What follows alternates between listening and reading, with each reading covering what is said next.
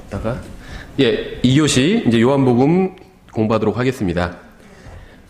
성경은 연구하면 연구할수록 더 연구할 부분이 많은 유일한 책인 것 같아요. 과거에 처음 제가 성경을 알았을 때보다 지금 거의 한 30년이 지난 지금은 더 연구해야 되겠다. 내가 잘 모르는 부분이 많다. 이런 게 이제 느껴지는 책인 것 같습니다. 그 이유는 성경이 하나님의 말씀이기 때문이겠죠. 그래서 우리가 그런 때 있었잖아요. 어렸을 때 어떤 책을 읽으면 내가 그 책을 다 이해했다고 생각했는데 커서 다시 읽으니까 더 많이 보일 때가 있죠. 그래서 마치 책이 성장한 것 같다. 사실은 책이 성장한 것이 아니라 내가 성장을 한 거죠. 어렸을 때 내가 그 책을 다 이해하지 못했던 거죠. 성경이 전형적으로 이제 그런 책이라는 거죠. 그래서 독자가 성장할수록 성경도 성장하는 것처럼 보입니다. 그래서 전에는 보이지 않던 부분이 성장의 감에 따라서 보이게 되어서 마치 성경도 성장한 것처럼 어떤 착시 현상이 일어난다는 거죠. 성경이 우리 마음속에서 역사할 때 이제 진정한 유익을 얻을 수가 있습니다. 예, 계속해서 저희가 요한복음을 이제 살펴보도록 하겠습니다. 요한복음 878개의 구절과 19,099 단어, 영어 킹제임스 성경 기준으로 이렇게 이루어져 있습니다. 그러니까 구절은 영어 성경이나 한글 성경이나 다 똑같은데 이제 단어 수는 다르겠죠. 요한복음의 주제는 20장 30절부터 31절에 잘 나와 있습니다. 20장 30절부터 31절. 진실로 예수님께서 자기 제자들 앞에서 이 책에 기록되지 않은 다른 표적들도 많이 행하셨으나 이것들을 기록함은 예수님께서 하나님의 아들이 그리스도이심을 너희가 믿게 하려 하며 또 믿고 그분의 이름을 통해 생명을 얻게 하려 함이니라. 이렇게 말씀하고 있습니다. 요한복음은 예수 그리스도의 신성을 선포하기 위해서 이제 기록된 복음서입니다. 마태와 마가와 누가가 증언한 것처럼 예수님은 왕이시고 종이시고 인간이시죠. 하지만 이것이 전부가 아니죠. 예수님은 인간의 몸을 입고 이 세상에 오신 전능하신 하나님입니다. 다시 말하면 예수님은 전능하신 하나님이다. 이것이 요한복음의 주제라는 겁니다. 다른 세 복음서는 주로 사건을 다루고 있고 요한복음은 주로 그 사건의 의미를 이제 다루고 있다고 볼 수 있어요. 예수님께서는 이제 나는이라는 표현을 사용하시면서 여러 번 설교를 하셨죠. 요한복음에서. 근데 이 나는이라는 표현이 영어로는 I am으로 이루어진 표현인데요. 성경에서 특히 구약 성경에서 굉장히 중요한 표현입니다. 하나님께서 불타는 떨기나무에서 모세를 부르실 때 이 표현을 사용하셨죠. 그때 이제 주님께서는 모세에게 네가 가서 이스라엘 백성을 이제 이집트로부터 탈출시켜라 이렇게 말씀하셨을 때 모세가 누가 나를 보냈냐고 백성들이 물으면 내가 뭐라고 대답해야 됩니까? 이렇게 물었을 때 주님께서 그 전에는 알려주지 않으셨던 자신의 이름을 이제 계시하셨죠. 주님께서 계시하신 이름은 바로 나는 곧 스스로 있는 자니라 라는 이름이었습니다. 이걸 뭐 다른 성경에서 이제 나는 곧 나니라 이렇게 번역하기도 하는데 영어로는 I am that I am 입니다. 그래서 나는 곧 나다 이런 의미죠. 나는 나다 이런 의미인데 이게 사실은 하나의 이름이에요. 그래서 이 성경에 보면 전체가 다 대문자로 기록된 것들이 있습니다. 그러니까 어떤 단어가 대문자로 기록되는 경우도 있고 뭐 그의 이름을 예수라 하라 할 때는 예수님의 이름 지저스가 영어로 보면 다 대문자로 기록되어 있어요. 근데 그 외에는 예수님을 말할 땐 그냥 첫 머리 글자만 대문자로 되어 있고 나머지 네 철자는 소문자로 되어 있죠. 일반적으로는. 그런데 어떤 고유명사를 말할 땐 전체가 다 대문자로 되어 있습니다. 그래서 뭐 가증한 것들의 어미라 할 때 그게 문장 전체가 다 대문자로 되어 있는데 그게 이름이에요. 마찬가지로 여기서도 나는 곧 나니라가 전체가 다 대문자로 되어 있습니다. 이거는 문장이 아니라 이름이라는 겁니다. 그냥 이름이에요. 이 자체가. 그래서 하나님의 이름은 나는 곧 나니라. I am that I am. 이것이 하나님의 이름이고 I am 다음에 뒤에 붙는 것들은 이제 경우에 따라서 바뀔 수 있다는 하나님께서 자신을 어떻게 계시하시느냐에 따라서 바뀔 수 있다는 이제 그런 걸 보여주는 아주 특이한 이름인 거죠. 하나님의. 그래서 예수님께서는 이 I am이라는 표현을 요한복음에서 이제 여러 번 사용하셨습니다. 그것은 곧 자신의 신성을 드러내는 것이었죠. 예를 들면 나는 곧 생명의 빵이니 이렇게 말씀하셨죠. 또 나는 세상의 빛이니 나는 양들의 문이니라 나는 선한 목자니라 나는 부활이요 생명이니 내가 곧 길이요 진리요 생명이니 나는 참 포도나무요 이런 식으로 말씀하셨어요.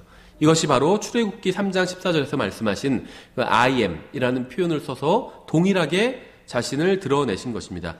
이렇게 드러내신 건 뭐 여기만 있는 건 아니고 4장 26절, 8장 28절, 58절, 13장 19절, 18장 5절부터 8절에서 또 나옵니다. 여러 번 나와요.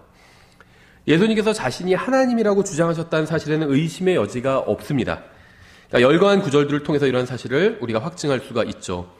주님의 원수들이 주님을 대적했던 이유는 주님께서 자신이 하나님이라고 주장하셨기 때문이었어요.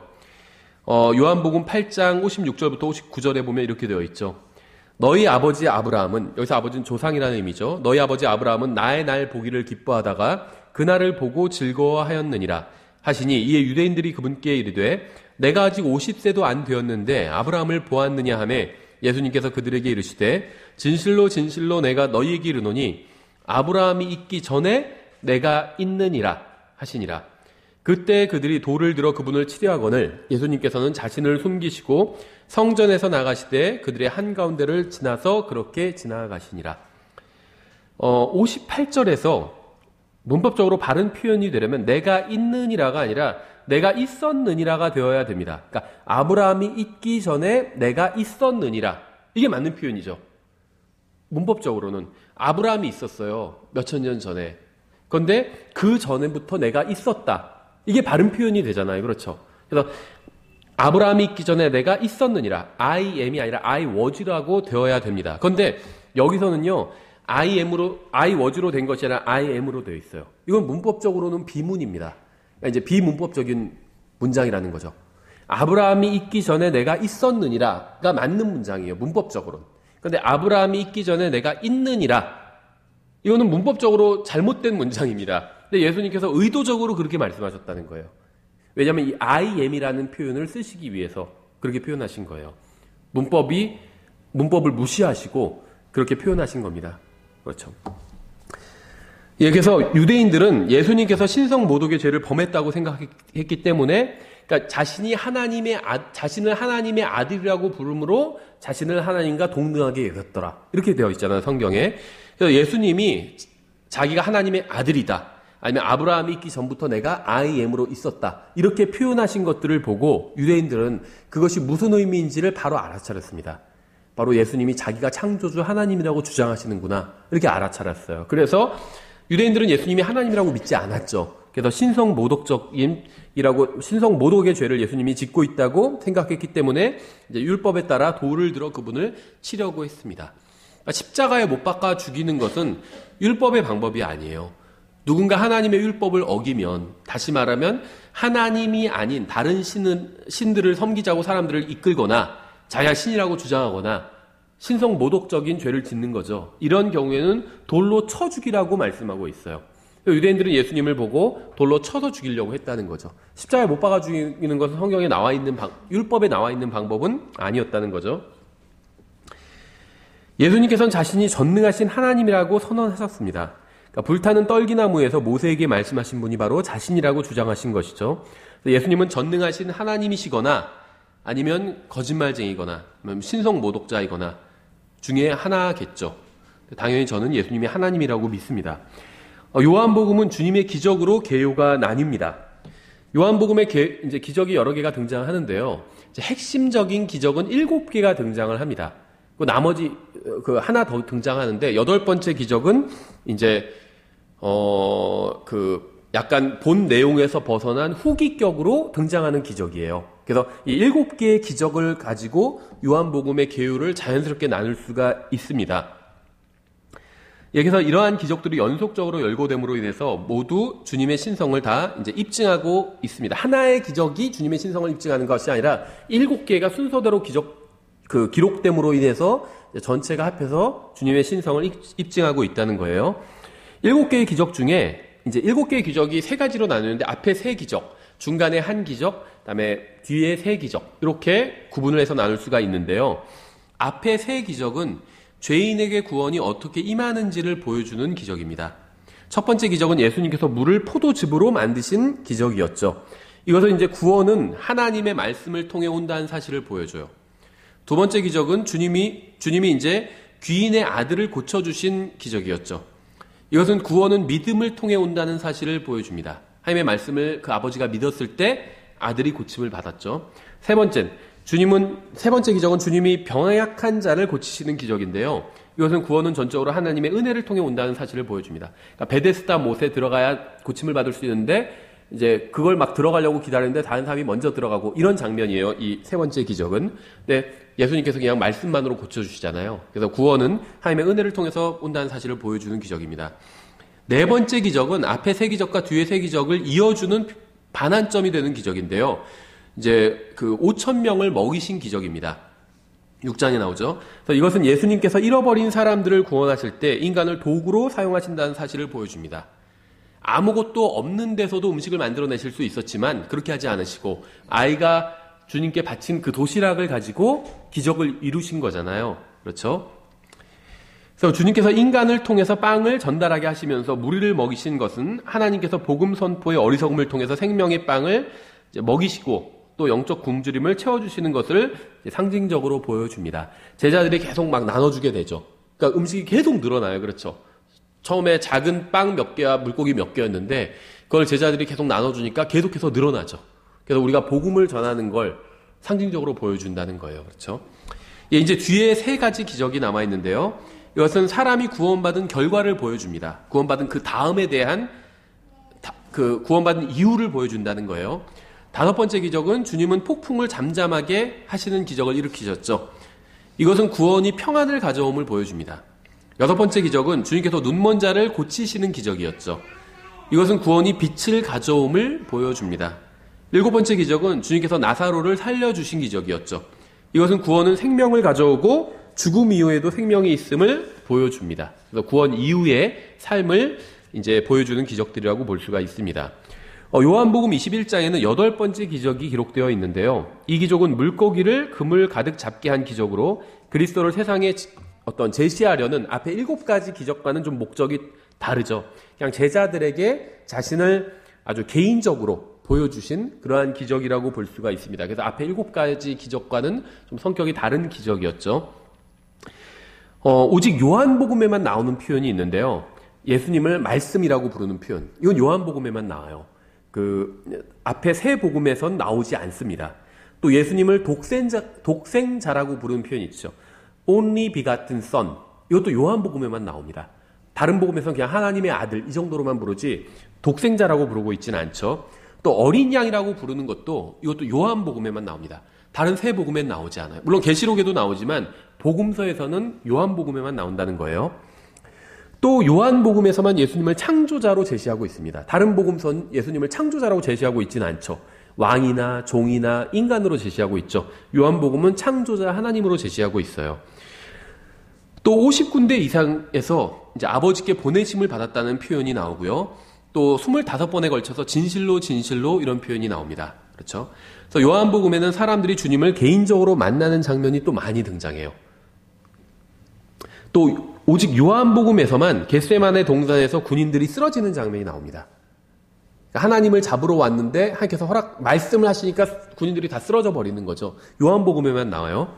또 요한복음에는 주님의 출생, 어린 시절, 시험 받으신 것, 변형되신 것, 제자들을 부르신 것, 또 비유, 또 승천하신 것 이런 게 다 생략되어 있습니다. 그렇죠. 다른 복음서 막 승천으로 끝나잖아요. 요한복음은 승천으로 끝나지가 않아요. 그러니까 모든 복음서의 끝은 해피엔딩으로 끝납니다. 죽음으로 끝나지는 않아요. 죽음 후에 부활하신 것이 다 들어가 있고 또 이제 승천하신 것도 나오는데 요한복음엔 승천이 나오지 않는다는 겁니다. 하나님께서 항상 어디에나 계실 수 있기 때문에 굳이 다시 하늘로 올라가시거나 이러실 필요가 없다는 거죠. 어디에나 하나님은 계시다는 거죠. 그래서 요한복음에 주님의 승천이 나오지가 않아요. 예, 그래서 이런 것들이 생략된 이유는 모두 주제를 부각시키기, 예수님은 하나님이다라는 주제를 이제 더 부각시키기 위함이었겠죠. 요한복음에는 동산에서의 신음도 없고 또 아버지께 간절히 간청하는 장면도 없습니다. 자신이 하나님이기 때문에 누구에게 막 간청하는 장면이 나오지 않는다는 거예요. 요한복음에서는 주님께서 자신의 생명을 자원에서 내려놓으시는 것으로 묘사되고 있습니다. 나의 하나님이여 어찌하여 나를 버리셨나이까? 이것은요 마태복음과 마가복음에만 나와요. 요한복음엔 나오지 않습니다. 왜냐하면 요한복음에 나온 예수님은 하나님이에요. 누구에게 하나님 왜 나를 버리셨습니까? 이렇게 말할 필요가 없어요. 자신이 하나님이기 때문에. 마태나 마가복음은 예수님을 하나님으로 제시하고 있지 않거든요. 그래서 이런 그러니까 어째 나를 버리셨나이까라는 이 말씀이 나오지만 요한복음에 나오고 있지 않다는 거예요. 요한복음에서는요, 자기의 주관하에 자기가 스스로 영을 내어주는 영을 아버지께 맡기는 장면만 나옵니다. 그러니까 자기의 영을 스스로 주관하고 있는 거죠. 그래서 요한복음의 기록 목적은 예수님께서 하나님이심을 보여주는 것이기 때문에 이제 이러한 것들이 등장하지 않고 있습니다. 요한복음에는 7이라는 숫자가 여러 번 등장합니다. 7이라는 숫자는 성경에 보면 이제 어떤 완벽을 상징합니다. 그래서 레위기나 이런 데 보면 성막에서 쓰이는 어떤 기명들을 만들고 성막을 만들 때도 7이라는 숫자가 굉장히 많이 등장하잖아요. 그래서 어떤 하나님과 관계된 숫자예요. 7이라는 숫자는. 하나님께서 어떤 것을 역사하시는 방법과 관련되어 있는 숫자라는 거죠. 하나님 자신의 수는 하나 아니면 셋이죠. 삼일체로 존재하시기 때문에. 그런데 하나님께서 일하시는 것은 7과 관련이 있어요, 주로.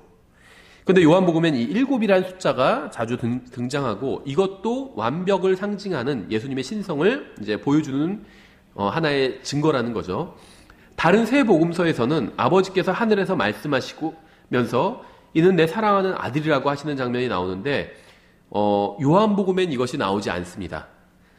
요한복음에서는 예수님 아버지 하나님께서 침묵하고 계세요. 그 다른 증인들이 이제 주님의 신성을 증언하는 장면이 나와요. 침례인 요한이 증언하고 나다나엘이 증언하고 베드로가 증언하고 마르다가 증언하고 도마가 증언하고 요한이 증언하고 이제 그리스도 자신께서 증언하고 계시죠. 자기에 대해서.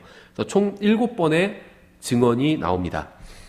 요한복음은 예수 그리스도의 신성을 모든 장에서 제시하고 있어요. 그래서 요한복음에선 모든 장에서 예수님이 하나님이라는 것을 제시하고 있고 거의 모든 장에서 예수님을 믿어야 된다는 것이 나오고 있습니다. 직접적으로 믿어야 한다는 구절도 있고 간접적으로 믿어야 된다는 그런 구절들도 있어요. 그래서 요한복음은 거의 모든 장에서 예수님을 믿어야 된다고 말씀하고 있고 또 모든 장에서 예수님이 하나님이라는 걸 증언하고 있다는 거죠. 1장에서는 나다나엘이 주님을 하나님의 아들이라고 선언했죠. 2장에서는 물을 포도즙으로 만드심을 통해서 주님의 영광이 드러났죠. 3장에서는 주님의 영원한 생명의 근원이라고 선언하고 있죠. 4장에서는 주님이 약속된 메시아라고 선언하고 있죠. 5장에서는 주님께서 자신이 죽은 자들을 생명으로 부르실 것이라고 말씀하셨고요. 6장에서는 주님께서 자신이 하늘에서 내려오는 하나님의 빵이라고 말씀하셨죠. 7장에서는 주님께서 자신이 성령님과 동등하신 분이라고 말씀하셨습니다. 8장에서는 주님께서 나는 I am 이라는 이 명칭을 자신에게 사용하시고 자신이 아브라함 이전부터 계셨다고 주장을 하셨죠. 9장에서는 주님께서 하나님의 아들로서 경배를 받으셨습니다. 10장에서는 주님께서 자신이 아버지와 동등하다고 선언을 하셨습니다. 11장에선 주님께서 하나님의 아들이신 그리스도라는 고백을 받으셨습니다. 12장에선 자신이 땅에서 들리면 모든 사람을 모으실 것이라고 말씀하셨습니다. 모든 사람을 모으고 이거는 신적인 영역에 속한 거거든요. 사람이 모을 수가 없어요. 그렇죠? 13장에선 주님께서 자신을 선생과 주라고 말씀하셨습니다. 여기서 말하는 선생은 티처가 아니라 마스터죠. 마스터. 그리고 14장에선 주님께서 자신이 아버지가 육체로 나타나신 분이라고 주장을 하셨습니다. 그래서 나를 본 사람은 아버지를 본 것과 같다. 그게 무슨 말일까요? 자기와 아버지가 동등하다는 거예요. 그렇죠. 삼위일체의 관계로 엮여 있다는 거죠. 그래서 엄격히는 아버지가 예수님은 아닙니다. 아버지가 예수님이다. 예수님이 아버지다. 이렇게 가르치는 것이 이제 지저스 온리즘이에요. 그래서 그렇게 믿는 분들이 있는데 그거는 성경에서 말씀하시는 진리가 아닙니다. 그냥 그분들은 어떻게 믿냐면 예수님께서 겟세마네 동사에서 기도하실 때 자기가 자기에게 기도했다. 이렇게 주장을 합니다. 그래서 예수님이 아버지면 예수님께서 하늘의 왕자를 떠나오셨을 때 하늘은 비어있게 되는 거예요. 그거는 성경에서 말씀하시는 진리가 아니죠. 예수님과 아버지는 하나지만 예수님께서 하늘의 왕자를 떠나오셨을 때 하늘의 왕자가 비어있지는 않았어요. 아버지 하나님께서 앉아 계셨죠. 겟세마네에서 기도하실 때 아들 하나님께서 아버지 하나님께서 기도하신 거예요. 근데 영과 혼과 몸의 관계처럼 하나님께서도 이 삼중적으로 존재하시기 때문에 세 분은 아니지만 한 분인데 한 하나님 안에 세 분이 계시라고 요한일서 5장 7절에 그렇게 표현하고 있어요. 세 분이라고. 그러니까 한 하나님 안에 세 분이 존재하고 계시죠. 그래서 그런 면에 있어서는 자기와 아버지가 동등하다고 말씀하셨고 자기를 본 자는 아버지를 본 것이라고 말씀하신 겁니다. 저의 몸과 저의 혼은 다르죠. 팔 하나가 없어지면 몸에서 10%가 없어진 거지만 혼에서 10%가 없어진 건 아니에요. 혼은 100% 그대로 있습니다. 그렇죠. 혼은 우리가 없애거나 죽이거나 그렇게 할 수가 없어요. 사람이 사람의 몸은 없앨 수 있지만 혼은 없앨 수가 없죠. 근데 여러분은 지금 저의 몸을 보고 계시지만 저를 보고 있는 겁니다. 그렇죠? 혼도 이우진이고 몸도 이우진이에요. 그렇죠? 이게 분리될 수도 있지만 그럼 죽는 거죠. 그런데 그렇다고 해서 이게 몸이 분리되면은 이제 몸에서 저 자신이 혼이 빠져나오는 거죠. 그럼 이제 그때는 몸이 더 이상 제가 되지 않습니다. 그렇죠? 근데 제가 몸 안에 있는 동안에는 이 몸이 곧 저라는 거죠. 그래서 예수님께서도 그런 의미로 저의 몸을 보면 저를 본 것과 마찬가지예요. 근데 사실은 진짜 저를 본 건 아니죠. 진짜 저는 저의 혼입니다. 그런 의미로 아버지를 본 자는 나를 본 것이다. 이렇게 말씀하신 거예요. 그래서 나의 몸을 본 자는 나의 혼을 본 것과 마찬가지다. 왜냐면 혼이 몸의 형태로 거하고 있잖아요. 예, 그래서 이제 그런 의미입니다. 어쨌든 간에 요한복음 14장에서는 자기가 바로 육체로 나타나신 하나님이라고 이렇게 선언을 하셨죠. 15장에서 주님께서 자신이 모든 권능을 가지고 계심으로 자신을 떠나서는 사람이 아무것도 하지 못한다고 말씀하셨어요. 이건 신성을 입증하신 거죠. 자기가 하나님이라고 주장하신 거예요. 나를 떠나서는 너희가 아무것도 할 수 없느니라. 이 말씀은 자기가 하나님이라는 주장이죠. 16장에서는 주님께서 자신이 성령님을 움직이시는 분이라고 하셨습니다. 자기가 가면 성령님을 보내주실 거다. 이렇게 말씀하셨죠. 17장에서는 주님께서 자신이 세상이 창조되기 전에 모든 영광을 누리고 있었다고 하셨습니다. 이건 자기가 하나님이라는 주장이에요. 세상이 창조되기 전에 나는 모든 영광을 누리고 있었다. 이런 주장을 할 수 있는 분은 하나님밖에 없죠. 18장에서는 주님께서 빌라도에게 자신이 세상의 왕으로 왔다고 말씀하셨습니다. 19장에서는 오직 하나님만이 구속을 완성하실 수가 있는데 다 이루었다. 구속을 다 이루었다. 이렇게 선언을 하셨죠. 그러니까 자신이 하나님이라는 거죠. 20장에선 도마가 주님을 보면서 나의 주시며 나의 하나님이시니이다. 이렇게 고백을 했습니다. 여호와의 증인들은 예수님이 하나님이라고 안 믿잖아요. 20장 28절을 보여주면 뭐라고 하냐면 그냥 오 마이 갓 한 것처럼 그냥 감탄사다 이렇게 주장을 합니다. 엄마 한 것처럼 엄마를 보고 엄마 한 게 아니라 깜짝 놀라면 엄마 하잖아요. 그것처럼 엄마야 한 것처럼 그럼 감탄사라고 하는데 이건 감탄사가 아니에요. 감탄사가 문장으로 있지는 않잖아요. 그렇죠? 엄마야 뭐 할 수는 있지만 그럼 진짜 엄마를 부른 게 아니라 깜짝 놀랬다는 말이잖아요. 우리나라 말로는. 미국 사람들은 뭐 오 마이 갓 하잖아요. 그건 감탄사가 되겠죠. 물론 이제 좋은 의미는 아니지만 그리스도인들은 쓰지 않지만 감탄사가 될 수 있겠죠. 일종의 나쁜 의미에. 그런데 도마는 나의 주시며 나의 하나님이시니이다 이렇게 말했어요.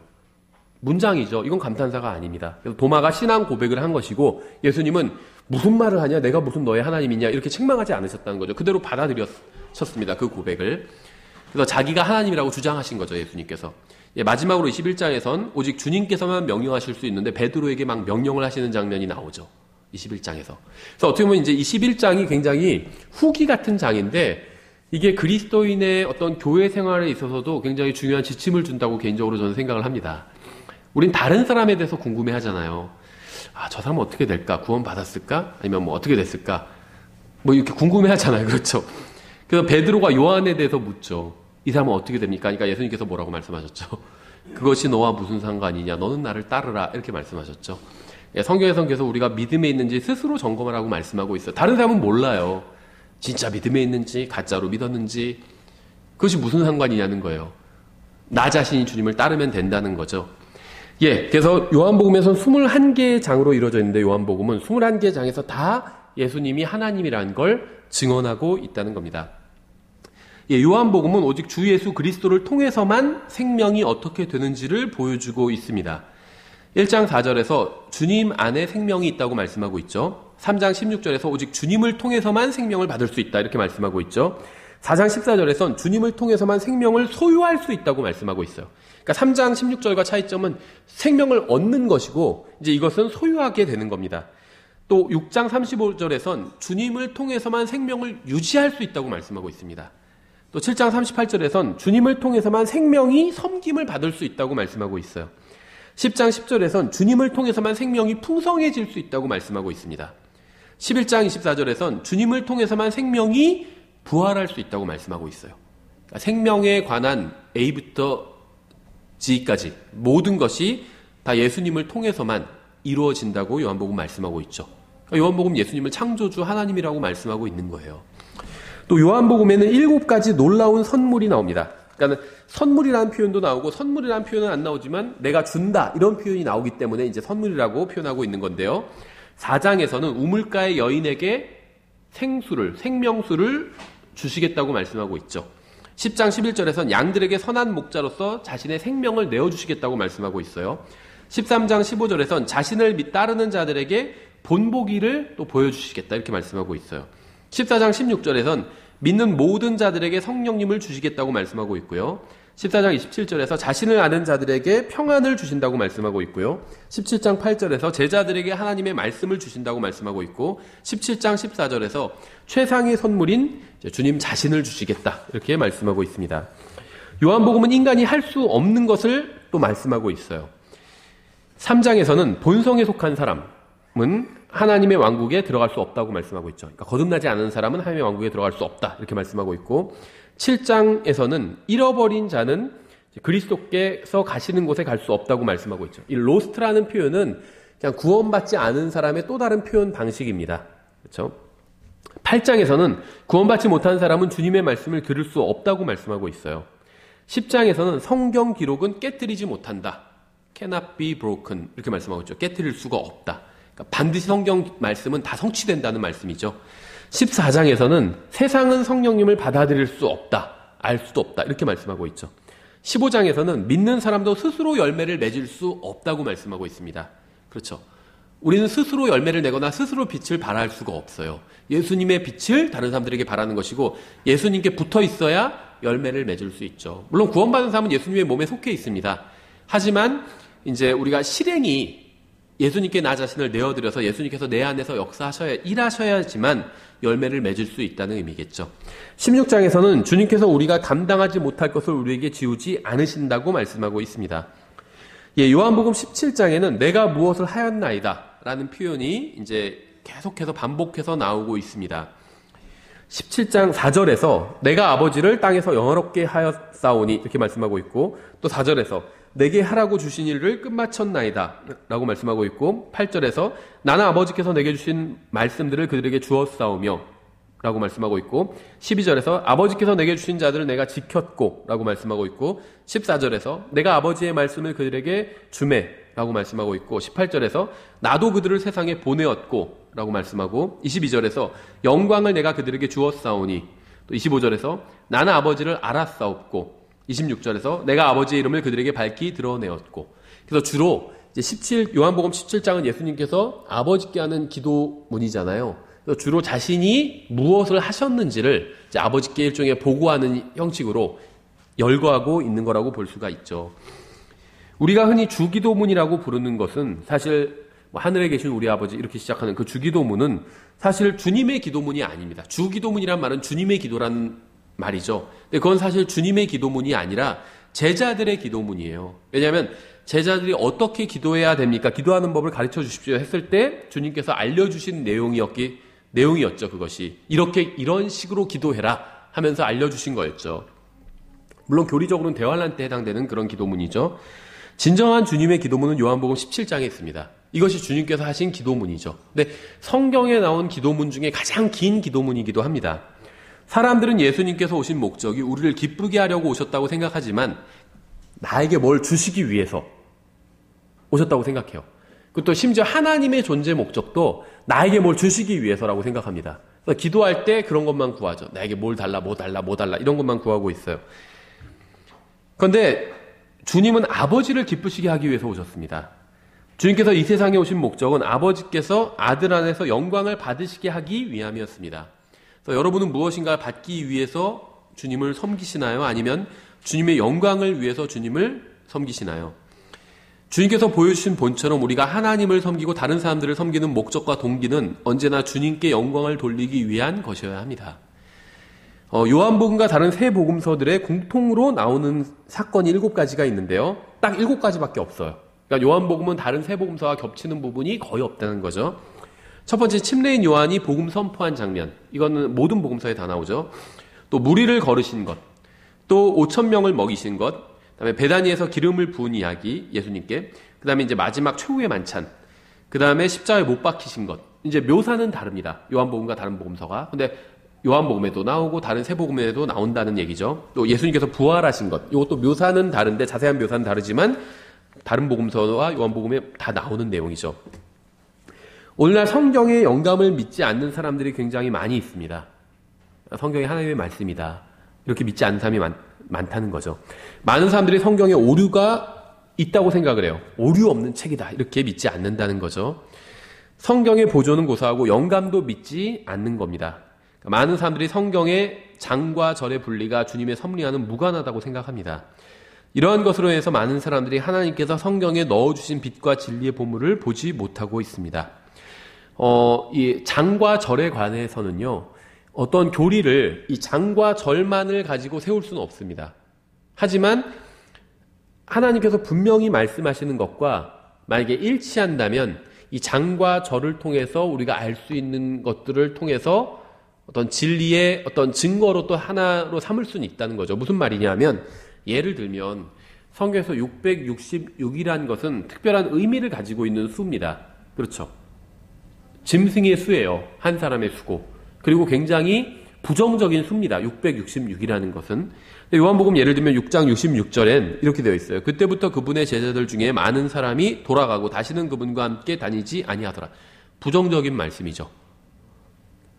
이게 왜 이런 일이 벌어졌냐면, 예수님께서 자신의 살과 피를 먹어야 한다, 이런 말씀을 하시니까 사람들이 하나님의 말씀을 받아들이지 못하고 예수님을 떠나버린 겁니다.